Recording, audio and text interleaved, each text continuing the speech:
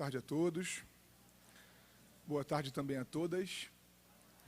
Que as nossas primeiras palavras possam ser sempre de profunda gratidão a Deus, que tem nos possibilitado, nesta encarnação, conhecer a doutrina espírita.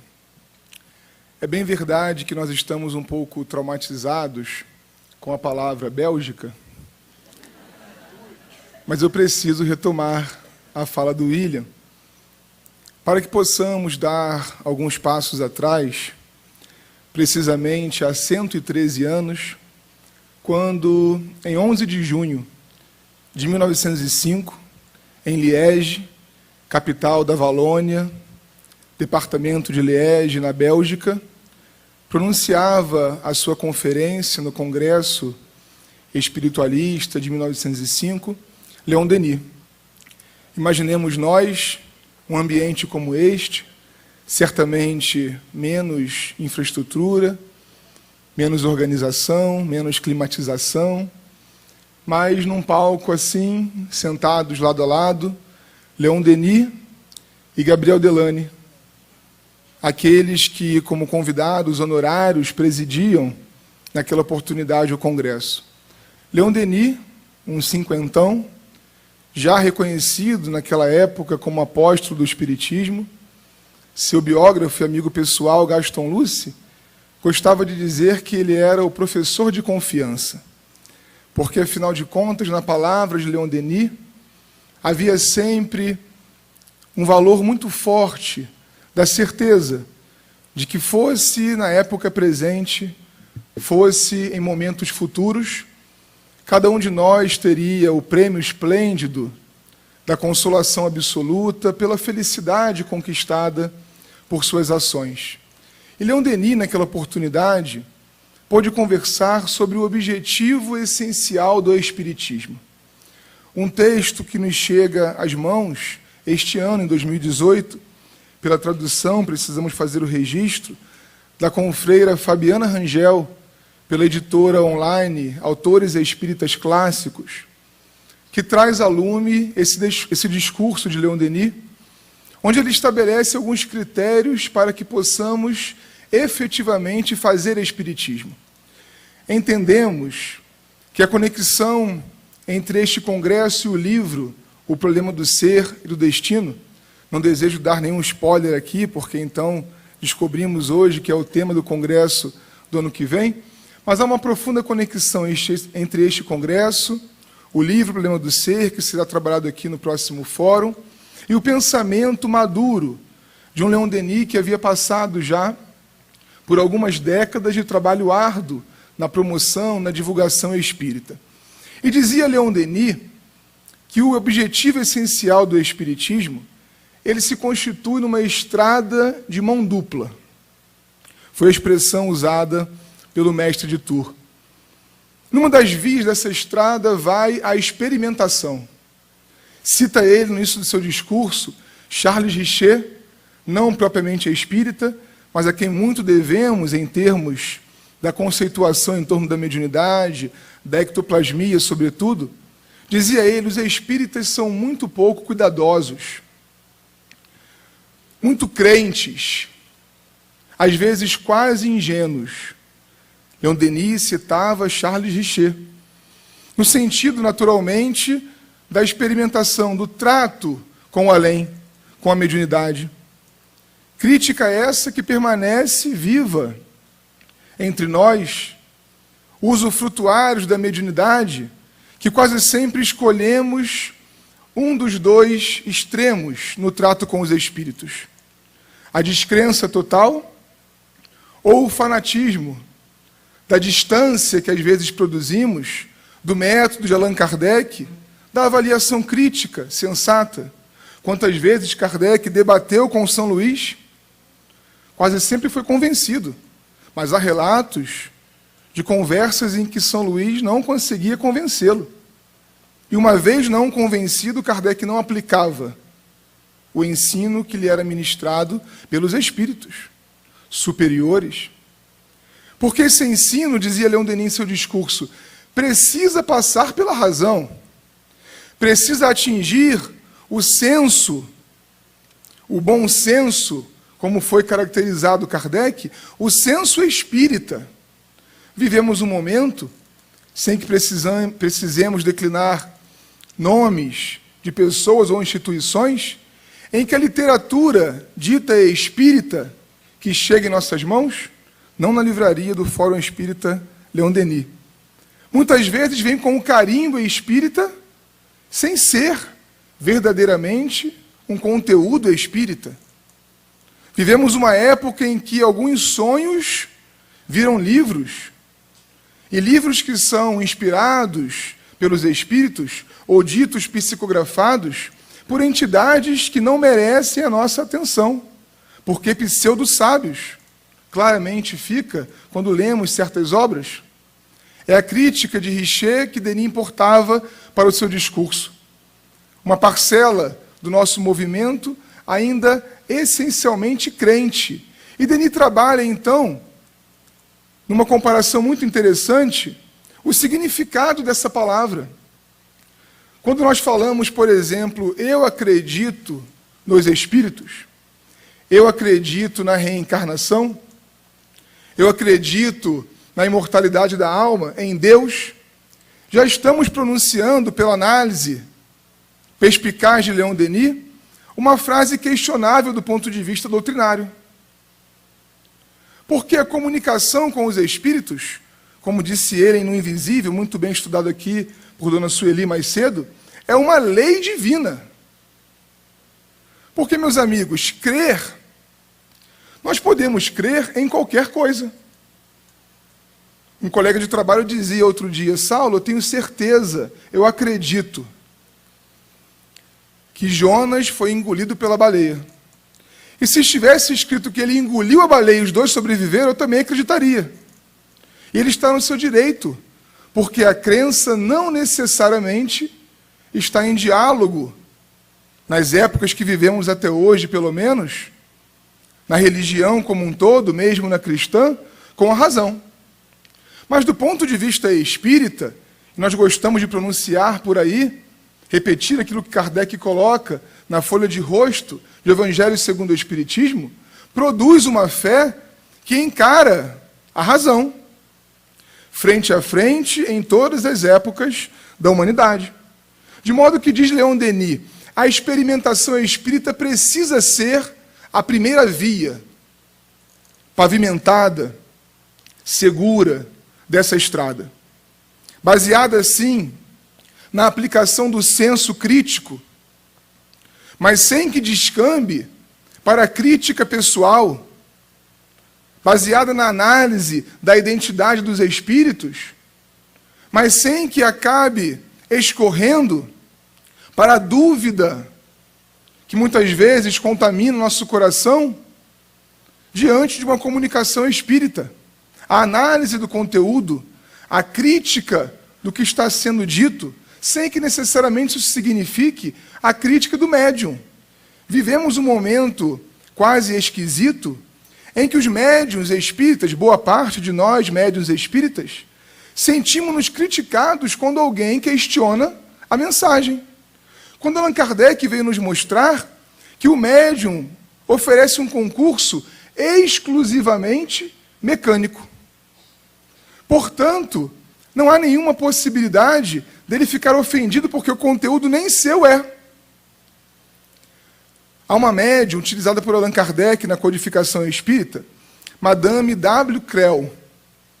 Uma médium tão segura e tão presente na codificação, uma das preferidas de Kardec, ela, por exemplo, recebeu aquela mensagem de Cáritas, escrita em Evangelho segundo o Espiritismo, uma mensagem sublime, muito elevada, mas por ela, e há esse relato em um livro publicado por nossa editora, Reflexo da Vida Espiritual, livro publicado pela médium, na França, contemporânea de Kardec, em que ela coloca uma coleção de todas as suas mensagens. E há ali também uma das mensagens apócrifas de O Livro dos Médiuns, assinada por Jesus, recebida pela data, é possível comparar, na mesma reunião em que a mensagem de Cáritas foi obtida. A mesma médium, na mesma sociedade, na mesma reunião. Uma mensagem que entra na codificação espírita, das preferidas da nossa análise em torno da caridade cristã, e uma outra que é apócrifa, mentirosa, enganadora. Porque Kardec ensina que o melhor médium é aquele que é menos enganado. Há algo muito importante nessas entrelinhas: todo médium é enganado. Pela natureza da mediunidade, impossível seria desejarmos a perfeição. O exemplo que temos no Brasil de mediunidade segura e séria, Francisco Cândido Xavier. O que acontecia quando alguém o elogiava dizendo ser o melhor médium, perfeito, puro, com todos os argumentos mais lógicos possíveis, ele recusava esses elogios, porque sabia das suas deficiências, apesar de nossos olhos serem muito poucas. Depois, Dom Denis ensina que a outra via, a mão que vem dessa estrada, é a utilização da fenomenologia espírita. E vai ele discorrer, através de alguns casos que conta, inclusive, o outro aspecto interessante, e critica também esse aspecto, quando alguns utilizam-se da mediunidade por ela mesma, não depreendendo daí os ensinos, a aplicação moral, o valor filosófico que pode ter o contato com o mundo espiritual. Diz ele que o objetivo essencial do espiritismo, então, é nessa estrada de mão dupla, em recebendo as informações do mundo espiritual, aplicá-las para o seu desenvolvimento pessoal. É bastante óbvio o que Denis está dizendo. É simples, e todos nós já ouvimos ou pensamos alguma coisa assim. Mas quando avaliamos a nossa postura diante da doutrina espírita, nós vemos que quase sempre temos escolhido um dos aspectos que formam a doutrina dos espíritos. Isso é tão grave que Hermínio Miranda fazia uma crítica importante, distinguindo aquilo que é a doutrina dos espíritos da doutrina dos espíritas. Porque quase sempre uns escolhem a ciência, outros o aspecto religioso, e uns menos as elucubrações filosóficas. Quando só existe espiritismo, vai nos ensinar Denis nesse discurso de 1905, quando esses três aspectos estão equiparados, desde uma reunião espírita até a literatura que levamos para adiante. Por isso, muito bem falou o William mais cedo, que em todas as suas obras ele coloca certos elementos repetidos de propósito, para que consigamos enxergar esse diálogo que torna o espiritismo aquilo que ele é. Porque se nós encaramos a moral espírita com algum privilégio, em detrimento da filosofia e da ciência, nós fazemos do espiritismo uma religião. E Kardec sempre insistiu no ponto de que se o espiritismo era uma religião, era em consequência, e não como causa. Em Viagem Espírita, de 1862, fica muito claro, na conversa de Kardec com os espíritas de Lyon, se querem que seja o espiritismo uma religião, que seja do ponto de vista da aplicação das máximas evangélicas. Mas isso é consequência dos fatos, da experimentação. Então não dá para ter, por exemplo, na sociedade espírita, no centro espírita, na casa espírita, ensino, propaganda, divulgação espírita, se não houver uso da mediunidade. Visitamos uma casa há um tempo, ela é bem distante daqui, não haverá a menor possibilidade de fazermos algum tipo de comparação e de alguém saber, a não ser que haja um bom telepata, porque eu estou pensando na casa espírita agora. E lá estávamos nós, indo para uma palestra, e chegamos, infelizmente, digo do fundo do meu coração, 2 horas antes, e havia uma Assembleia Geral Extraordinária sendo executada. Coisas que só devem comparecer aqueles que vivem a casa, porque senão fica uma leitura bastante impressionável, como aconteceu para mim. Eles votavam um novo estatuto, que aprovou por unanimidade naquela tarde um parágrafo que dizia: para candidatar-se à presidência da Casa Espírita, o companheiro não poderá ter mediunidade ostensiva. Eu achei muito curioso. Tenho esse exemplo como o cúmulo dessa crítica de Denis. Porque, veja bem, não pode ser médium no centro espírita. E é claro que depois da palestra, saindo para jantar, eu não aguentei, carioca é muito fofoqueiro, vocês devem saber disso, e eu perguntei para o companheiro que nos recebia, por quê? Ele falou, Saulo, é porque até a última gestão, o presidente era médium, e era o médium principal, outra coisa esquisita. E ele sempre utilizava-se da mediunidade para dar valor a certas atitudes na sua gestão. E dizia sempre que os espíritos mandaram. Então, para resolver esse problema, que reconhecemos ser um extremo perigoso, nós definimos que não pode ser médium. Só que esse daqui é o outro extremo. Porque como vamos gerir, mesmo do ponto de vista administrativo, uma casa espírita, se não estivermos ligados àquilo que é a coluna espiritual, que dirige o centro, o movimento, a região, o movimento espírita como um todo, tem para nos falar, para nos mostrar, para nos ensinar. Então, Denis faz a crítica de que se nós utilizamos exclusivamente da moral espírita, esquecendo a experimentação, nós nos tornamos mais um religioso. E é justamente, sem nenhuma crítica à religião de ninguém, respeitamos todas, vimos de lá há muito pouco tempo, nesta encarnação ou nas pretéritas, mas nós agora somos espíritas. E dependerá, como diz Denis também, das nossas ações nesse mundo material, o desenvolvimento do espiritismo. Se nós escolhemos a ciência, deixando de lado a filosofia e o moral, nós fazemos espiritualismo. Também não é o objetivo da doutrina espírita. A utilização da mediunidade deseja, em nossos arraiais, ser uma mola propulsora do desenvolvimento moral. Se eu fico só no fato espírita, quase sempre eu não o conecto com a minha vida. Eu estudo como se fosse um fenômeno do laboratório. E entro na mesma crise que a ciência oficial vive hoje. A especialização da especialização da especialização e, às vezes, com uma desconexão com a vida. Quantos currículos acadêmicos existem que não prestam um valor real à sociedade? Existem por ele mesmo. Quantos cursos, aqueles que tiveram oportunidade de viver a academia já de doutorado, não prestam um serviço real à sociedade, porque estão desconectados da necessidade do povo. É isso que acontece quando tratamos como um fenômeno, como outro qualquer. Se do ponto de vista filosófico damos o privilégio a esse aspecto da doutrina espírita, em detrimento da ciência e da religião, nós elucubramos teorias perfeitas às vezes, mas também nos distanciamos do coração do outro. A sensibilidade religiosa, quando nos falta, nos torna frios no tratamento daquelas teses, naquele caso, filosóficas e espíritas.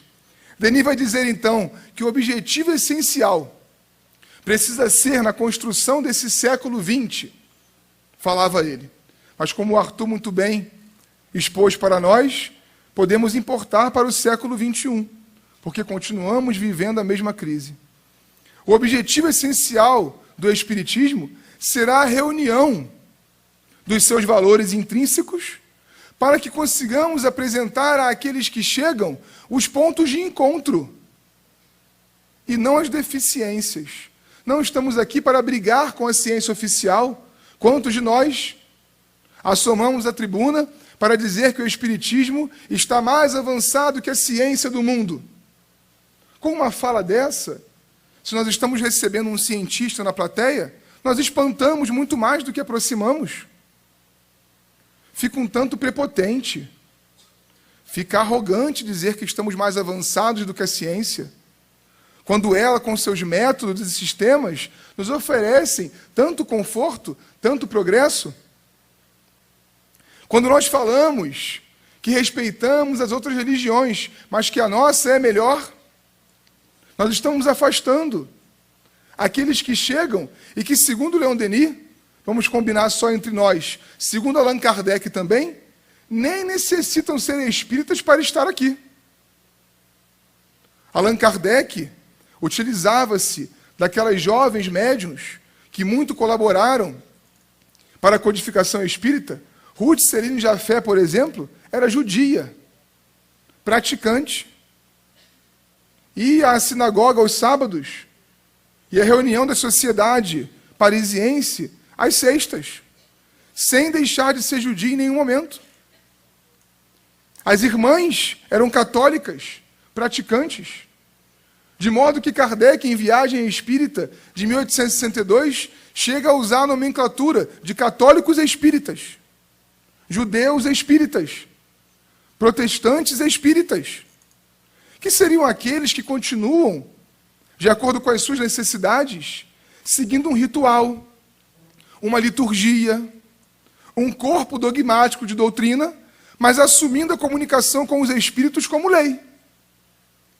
Na nossa cabeça espírita, isso pode parecer um contrassenso, mas Kardec tinha lá integrantes da sociedade parisiense que não se diziam espíritas, como nós nos dizemos hoje.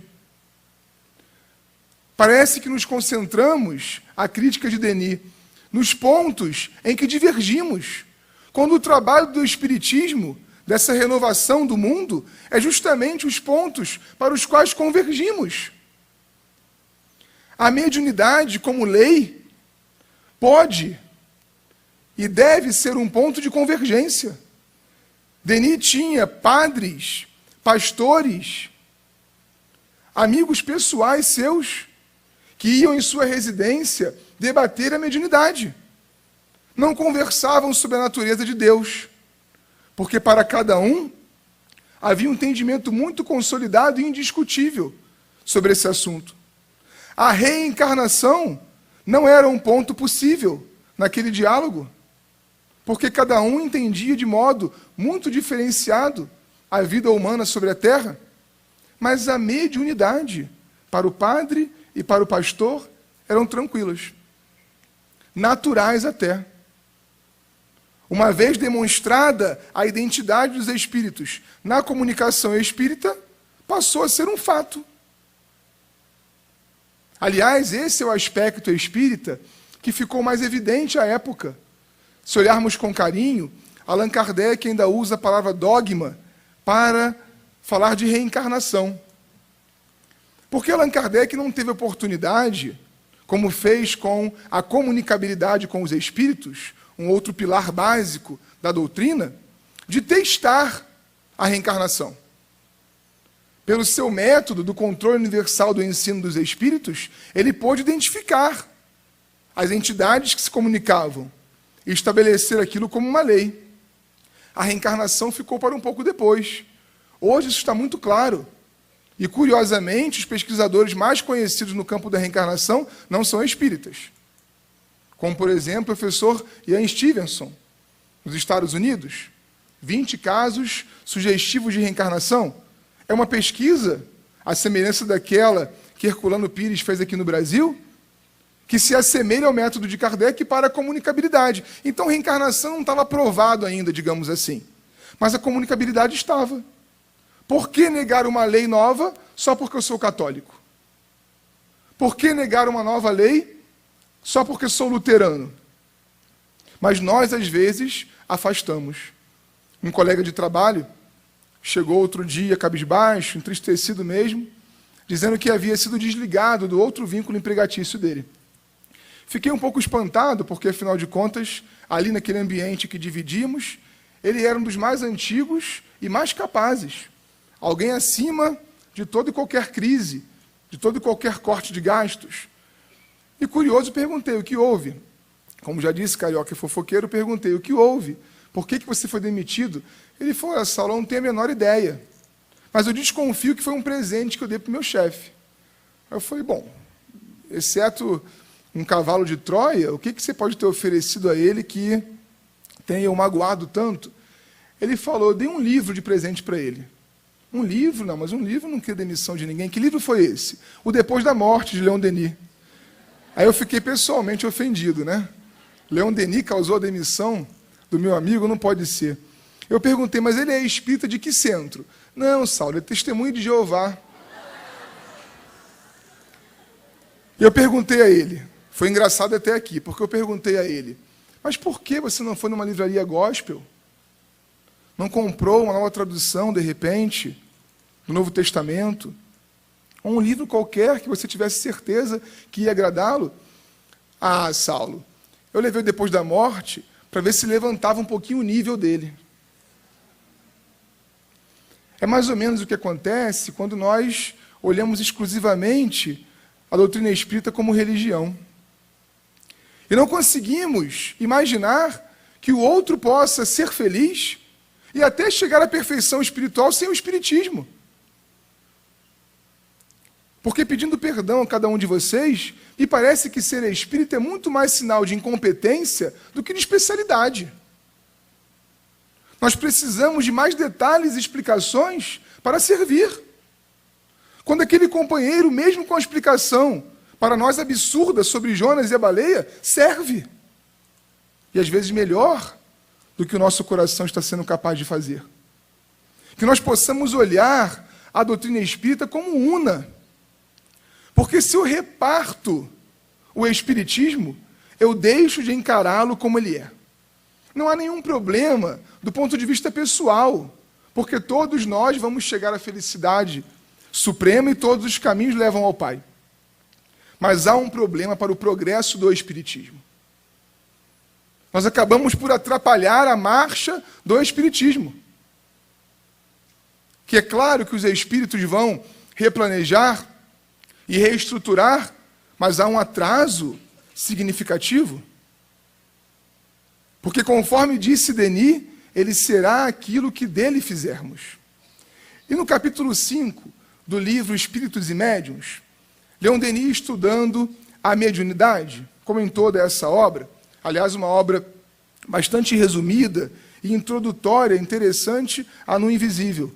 Para aqueles que não leram No Invisível ainda, nós indicamos Espíritos e Médiuns como introdução. No capítulo 5, Leon Denis fala que a mediunidade tem muitas funções, mas que a mais importante é a de ser a reveladora das potências da alma.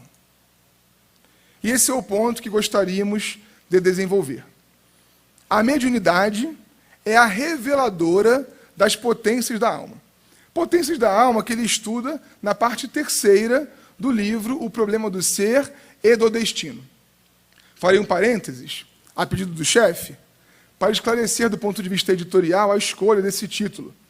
Porque Leon Denis publica o livro, que estudaremos no fórum do ano que vem, em 1908, como consequência desses debates que tentamos aqui trazer resumidamente do Congresso de 1905. E reparamos que a primeira parte do livro chama O Problema do Ser. A segunda parte, O Problema do Destino. E a terceira parte não é o problema da dor.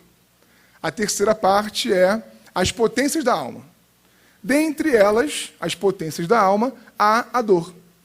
Leon Denis publica 3 edições consecutivas na França, chamando este livro de O Problema do Ser e do Destino. A Federação Espírita Brasileira, muito respeitosamente, quando traduz o livro para o português, envia uma carta a Leon Denis, que, aliás, era presidente honorário daquela instituição à época, solicitando a inclusão do vocábulo dor no título. Leon Denis não só autoriza, como na edição seguinte, na França, também coloca a dor no título. Numa atitude de muita humildade, homogeneizando o título da obra, que estava sendo traduzida a todo vapor para as mais diversas línguas, na Europa e fora dela. Mas, em 1922, Leon Denis retoma esse livro e faz uma revisão. Sai uma edição revista e ampliada pelo autor. E, curiosamente, ele retira a dor do título, voltando ao título original.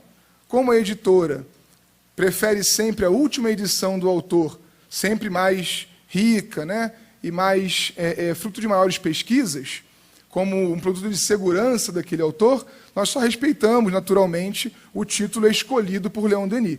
Não sabemos o motivo, né, da retomada do título original, mas para sermos fiéis a Leon Denis, esse é o título da obra. E é interessante que o próprio índice, ele talvez seja uma explicação. A dor não tem uma importância para Leon Denis que esteja de igual para igual com o problema do ser, do destino. Ele trabalhador como uma das potências. Aquela última potência, como citou o William, que ele deseja para si, que todo missionário deseja para si, quando amadurecido. Me lembro do livro Devação do Invisível, de Ivone Pereira, que ela finaliza dizendo, com uma prece, porque, Senhor, desejamos o dia em que cruzes como a tua cairão sobre os nossos ombros para a nossa alegria imortal. Quando o espírito está muito bem resolvido pelo Cristo, ele topa qualquer coisa, que não é mais ou menos a nossa estrutura psicológica de hoje, né? Aqui em Uberlândia eu sei que não, mas no Rio de Janeiro nós somos muito ranzinzas. Reclamamos de tudo. Se está quente, reclama. Se está frio, reclama. Se está faltando, é ruim. Se está sobrando demais, é horrível. Tudo é motivo de reclamação. Porque não estamos amadurecidos em Cristo ainda. Quando amadurecermos, desejaremos até a dor. Mas antes dela, Denis fala que a maior potência da alma é a vontade. Depois ele trabalha a disciplina do pensamento, o livre-arbítrio. Ele vai elencando algumas virtudes que estão dormitando em nós e que precisam ser estimuladas, às vezes, por exercícios externos. E, interessantemente, lá em Espíritos e Médiuns, ele vai dizer que a melhor chave para abrir a porta da alma e fazer frutificar a árvore dessas potências é a mediunidade. Isso não significa que todos nós devamos ser médiuns ostensivos. Médiuns na acepção que Kardec escolheu para essa palavra. Aqueles que, em um grau mais intenso, percebem o mundo espiritual e com ele se comunica. Mas aquele aspecto que lá no item 185 de O Livro dos Médiuns, Kardec vai estudar conosco. A inspiração. O aspecto pelo qual todos nós somos médiuns. Leon Denis valoriza muito a meditação. Oferece muitos raciocínios para nós acerca da sensibilidade artística. Como que a música, como que a poesia, como que uma boa peça teatral nos induzem também ao desenvolvimento de certas virtudes que estão ali, mas que nós não enxergamos.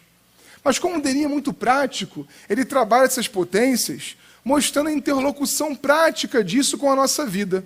Por exemplo, quando fala da disciplina do pensamento e da reforma do caráter, ele estuda aquela passagem evangélica em que Jesus retirou-se para orar. Eu estou aqui numa situação muito difícil que o William me colocou, porque venho depois de Sueli e Arthur, e estou precedendo o Simão, então eu fico um pouco envergonhado de falar de evangelho, depois do Quincas, né, e esse sentimento todo. Mas nós lembramos que Jesus se retira para orar e leva consigo seus amigos prediletos, dentre eles Pedro. Estavam lá João, Tiago.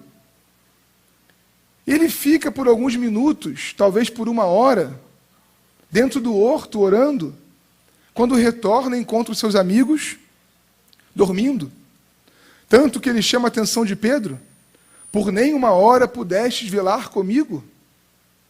É uma frase que ressoa no nosso coração, porque quantas vezes, por nem uma hora, conseguimos ficar vigilantes com Jesus?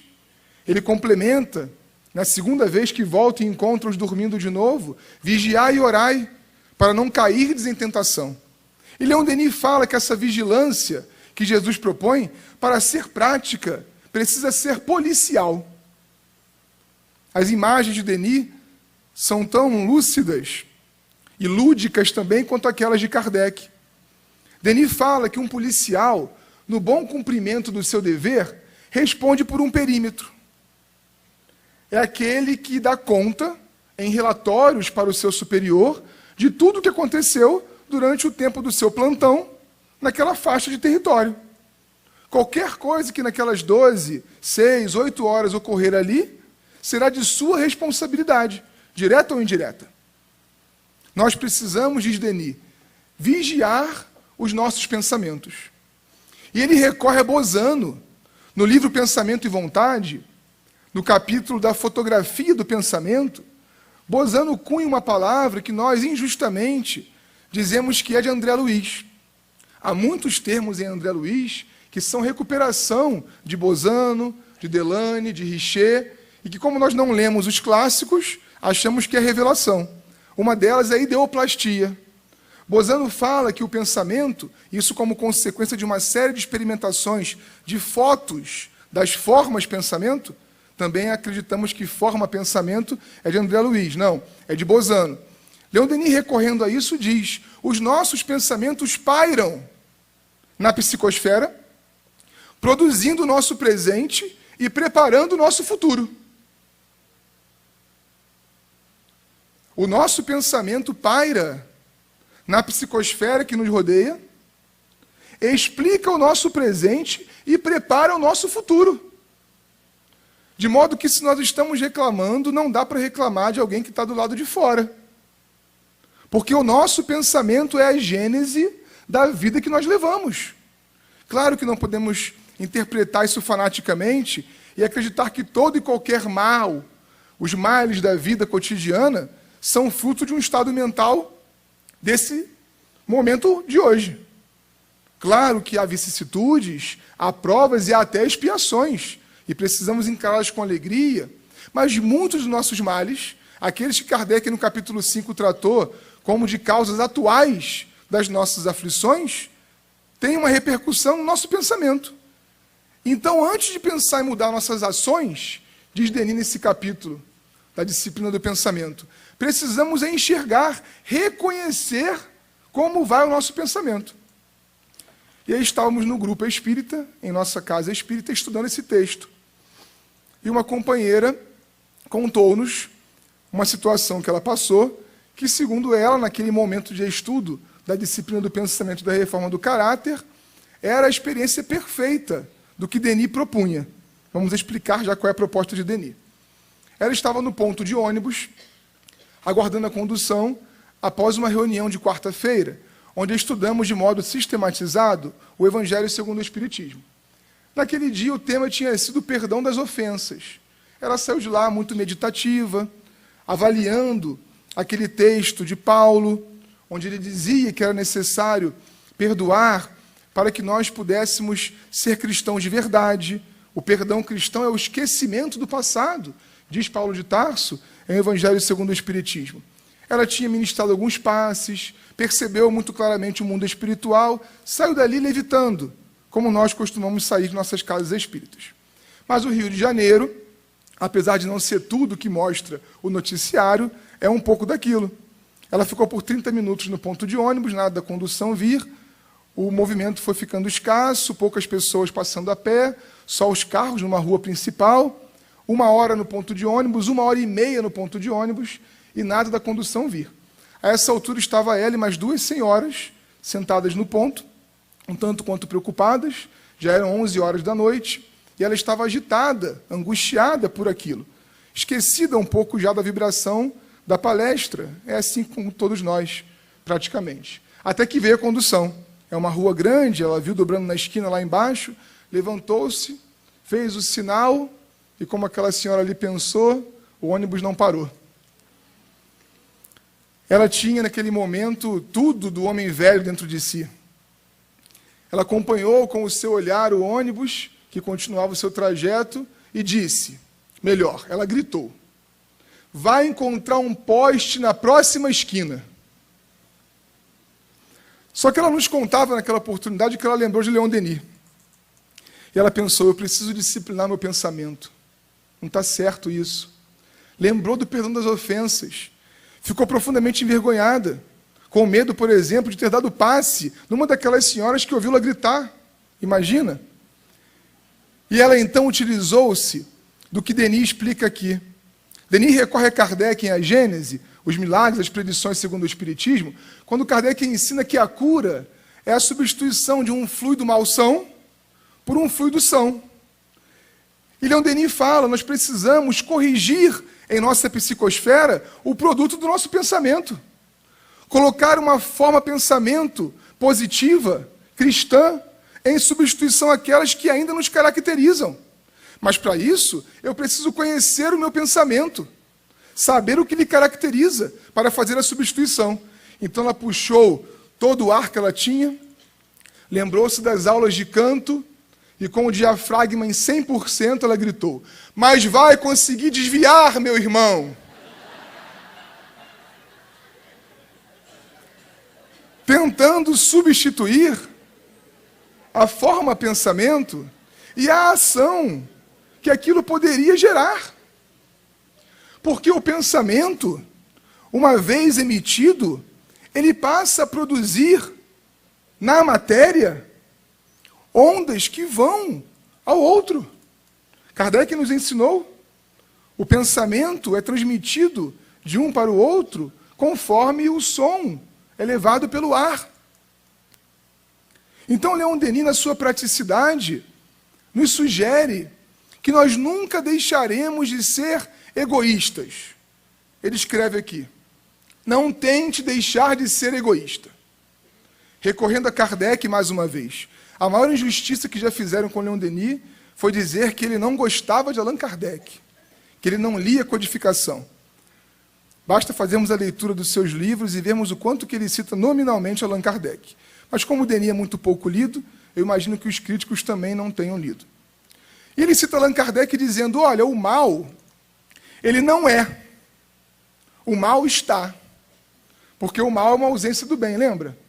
Do ponto de vista filosófico, o mal é um buraco, que quando eu preencho com uma virtude, passa a ser o bem. O mal não é, o mal está. Então não faça exercícios para tentar deixar de ser egoísta. Exercite o altruísmo. Porque o vazio que é o mal em ti será preenchido pelo bem. E esse altruísmo não é alguma coisa que eu precise buscar fora, aponta Denis. Porque a potência da alma que jaz em mim inclui a solidariedade, a caridade, o amor fraternal. Eu preciso simplesmente não atrapalhar a evolução, oferecendo os sais minerais, a água fresca, a luminosidade necessária para que aquela semente brote. De modo que eu não preciso da casa espírita, eu não preciso do livro, eu não preciso do palestrante, eu não preciso de um representante de um lugar. Aliás, em O Grande Enigma, aprofundando esse raciocínio, Denis fala que só tem existência real aquilo que existir para sempre. Isso dá um fórum inteiro. Só tem existência real aquilo que existir para sempre. Então eu me apego a alguma coisa, a alguém, a um pronome possessivo, a um título que eu acho que me caracteriza, e isso não é. As coisas que são verdadeiramente são aquelas que nunca deixarão de ser. O meu título deixará de ser já já. Os pronomes meu, minha, que caracterizam as relações fugidias desta encarnação, também não terão sentido daqui a um pouco mais. O quê? O que dentro de mim é verdadeiramente? O que eu posso dizer que já existe e que, em sendo trabalhado, me promoverá para sempre? Porque quando nós conseguimos encarar assim, nós percebemos na vida uma outra cor. Nós enxergamos nas relações um outro propósito. Nós passamos a entender na presença do outro em nossa vida uma perspectiva completamente nova. E insistimos mais e planejamos melhor.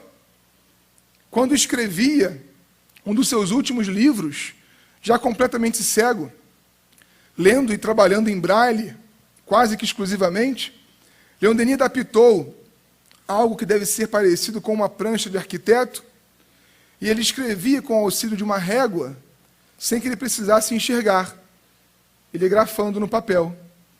Um dia, Claire Balmar, sua secretária e amiga, chegou e encontrou muitas páginas passadas, e todas elas em branco, porque a ponta do lápis tinha quebrado. Ele não percebeu, ele estava cego. O que nós faríamos diante de alguma coisa semelhante? Quantas vezes, diante de um editor de texto, alguma coisa aconteceu, nós perdemos o arquivo. E a exemplo do Evangelho, a cólera, jogamos o computador no chão, ou fomos dormir e desistimos daquele projeto, porque não nos sentimos capazes de fazer de novo o que tínhamos produzido ali. Leon Denis, ao receber a notícia, disse: pois temos pressa então, porque urge a data de entrega do texto. Aponte o lápis para mim. E escreveu tudo de novo. Provavelmente, muito mais e melhor, porque quando nós nos dispomos a fazer bem, nós recebemos o auxílio espiritual. Por isso ele diz que a mediunidade é a reveladora das potências da alma. Allan Kardec, no capítulo 3 de A Gênese, propõe que ao fim da era do instinto, quando a inteligência passa a dominar no princípio inteligente, nós deixamos de receber a ajuda que é um guia externo sempre superior. É assim que Kardec chama o instinto. O instinto é um guia seguro. Se o homem fosse guiado pelo instinto sempre, ele estaria em segurança. Nós não encontramos, por exemplo, uma girafa com problemas de obesidade mórbida, não é verdade?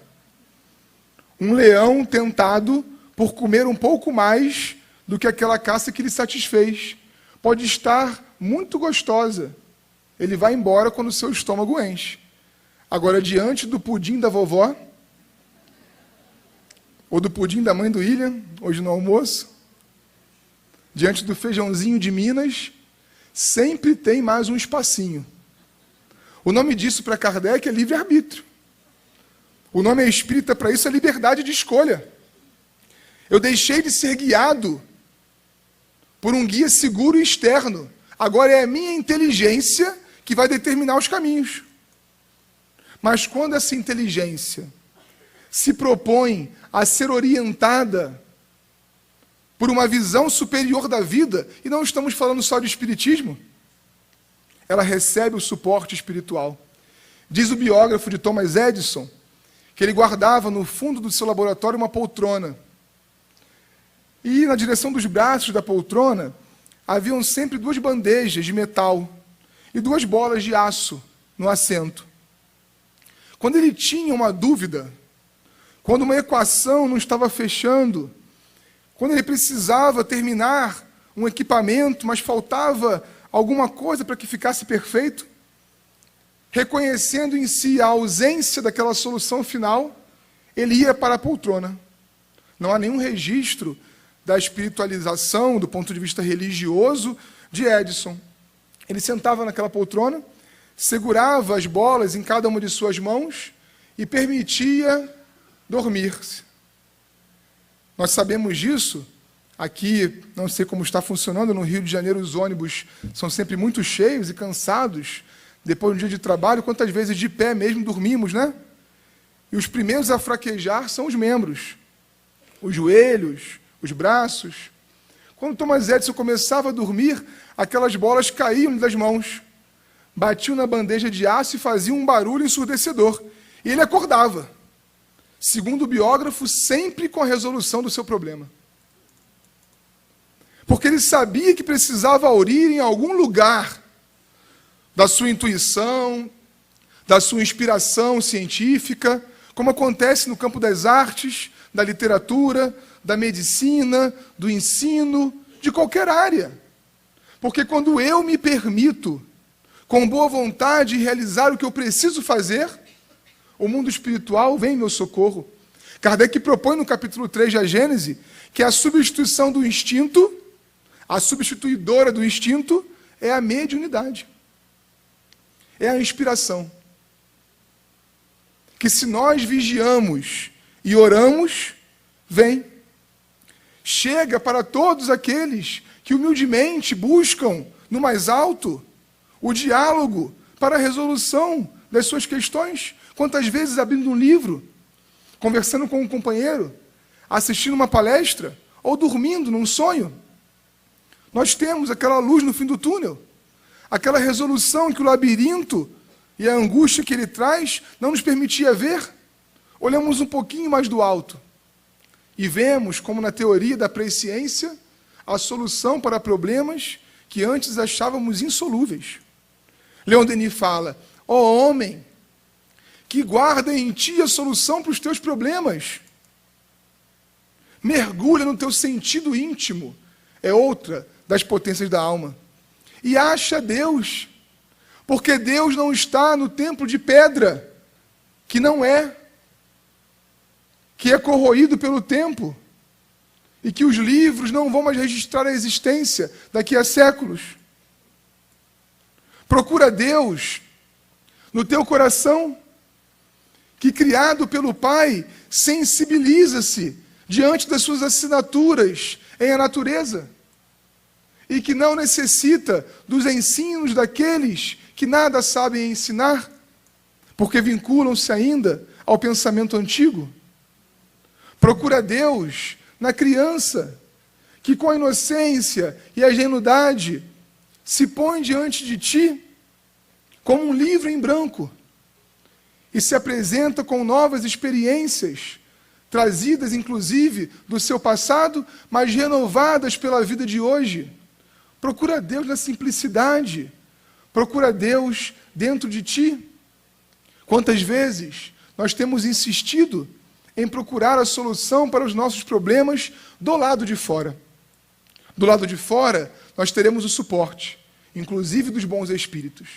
Mas que esse suporte possa nos fazer enxergar aqui dentro o valor real da vida, o valor real da encarnação, o valor real da criação de Deus, que não estabeleceu um tempo determinado para o nosso progresso. Se queremos ser felizes logo, precisamos também ter calma, porque quem tem pressa, tem calma. É uma outra frase citada por Frankel, e que o Arthur trouxe aqui. Quem tem pressa, tem calma.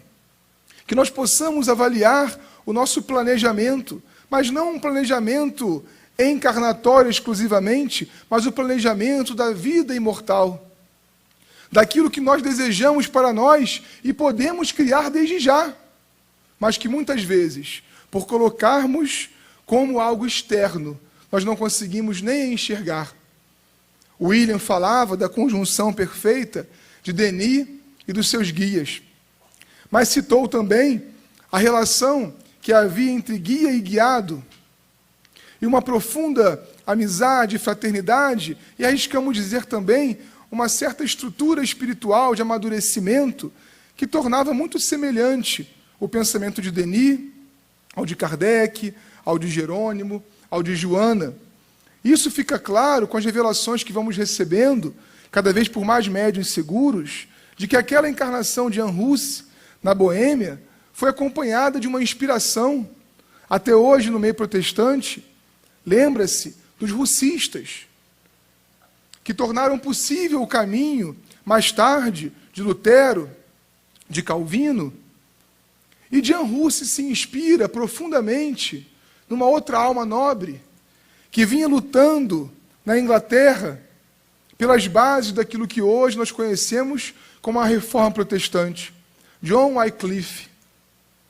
Temos sérias impressões, por revelações por diversos médiuns brasileiros e também do estrangeiro, que John Wycliffe é a reencarnação anterior à de Leon Denis, o mesmo espírito. John Wycliffe foi o teórico que inspirou Jan Hus, e Allan Kardec é o professor de Leon Denis.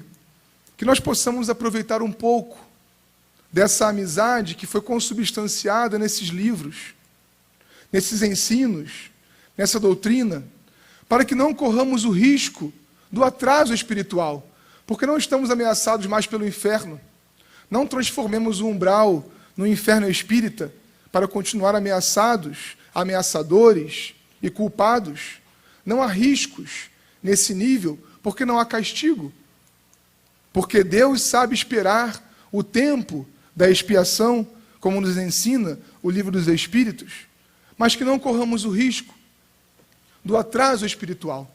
que possamos aproveitar a oportunidade que se nos chega, que possamos abrir a porta para esses que estão batendo.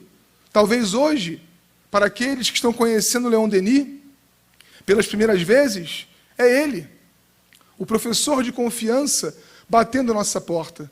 Que nós possamos conhecê-lo, que nós possamos lê-lo antes de chamá-lo de difícil, que nós possamos avaliar suas páginas antes de torná-las, na nossa classificação, complicadas. Porque conforme diria Jerônimo, nas reuniões inspiradoras para Leon Denis, Deus, como o maior dos desafios da humanidade, precisa ser estudado. Deus, como aquele que para além do mundo, antes e depois das criações que conhecemos, precisa ser conhecido. Deus, que talvez hoje seja, ainda e mais uma vez, o maior problema filosófico de toda a história, precisa ser percebido. Deus, aquele que pode, quer, planeja orientar-nos para a felicidade, precisa ser sentido.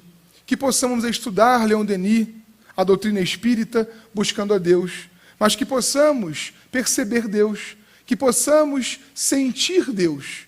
E isso não se dará pela pessoa de alguém, pelo intermédio de um espírito, por um livro somente, mas pelas experiências, conforme a de Leon Denis, que nós desejarmos, cultivarmos e planejarmos para nós. Leon Denis diria, como em alguns dos congressos que ele encerrava, se pudesse hoje para nós, porque não somos melhores nem superiores a ninguém, porque somos espíritas. Não somos melhores nem superiores a ninguém, porque somos espíritas. Mas porque somos espíritas, podemos ser, desde hoje, um pouco melhores. Não somos melhores nem superiores a ninguém, porque somos espíritas. Mas porque somos espíritas, podemos, desde hoje, ser um pouco melhores. Graças a Deus.